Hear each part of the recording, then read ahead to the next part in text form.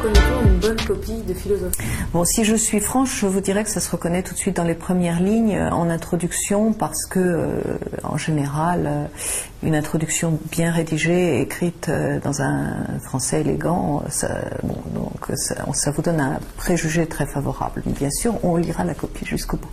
Donc, la bonne copie, en général, est bien écrite. Soignez donc énormément vos introductions. Parce que c'est la vitrine du devoir,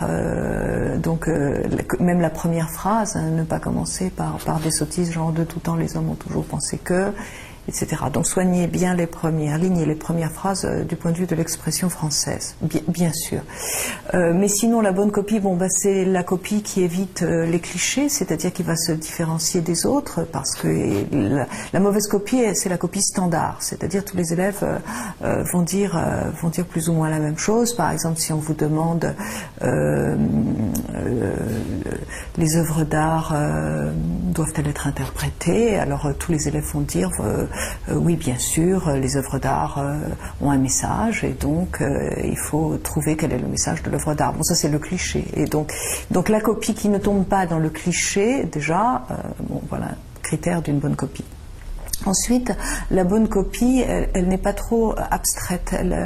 Curieusement, on vous demande, la philosophie c'est une discipline abstraite, mais souvent les copies sont trop abstraites, c'est-à-dire qu'il n'y a pas du tout d'exemple, pas du tout d'illustration. Donc dans la bonne copie, à chaque affirmation théorique est associé un exemple ou une illustration, et pas seulement des illustrations empruntées au cours de philosophie, mais des illustrations empruntées à ce qu'on appelle la culture générale. Bon, ça peut être la littérature, ça peut être les œuvres d'art. Si vous avez un devoir sur les œuvres d'art, si vous êtes capable de fournir des exemples précis d'œuvres d'art qui ne soient pas la Joconde ou Guernica, on appréciera évidemment beaucoup.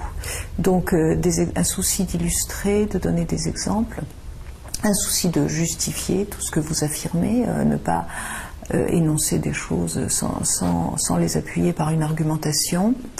Voilà, une copie qui est bien construite et structurée, c'est-à-dire que le prof soit pas tout le temps en train de se demander qu'est-ce qu'il est en train d'expliquer là, mais qu'on voit bien ce que vous êtes en train de démontrer, et ceci, vous pouvez aider le professeur en lui donnant la conclusion à chaque fois de votre partie, conclusion récapitulation, donc que le professeur comprenne facilement ce que vous voulez dire.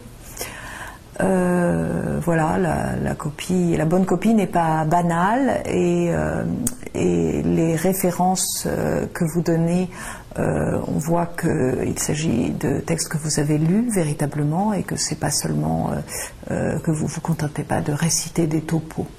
Donc en résumé, la bonne copie, elle manifeste un effort de réflexion personnelle vraiment authentique, et elle ne se contente pas de réciter un cours ou d'énumérer des opinions ou des clichés.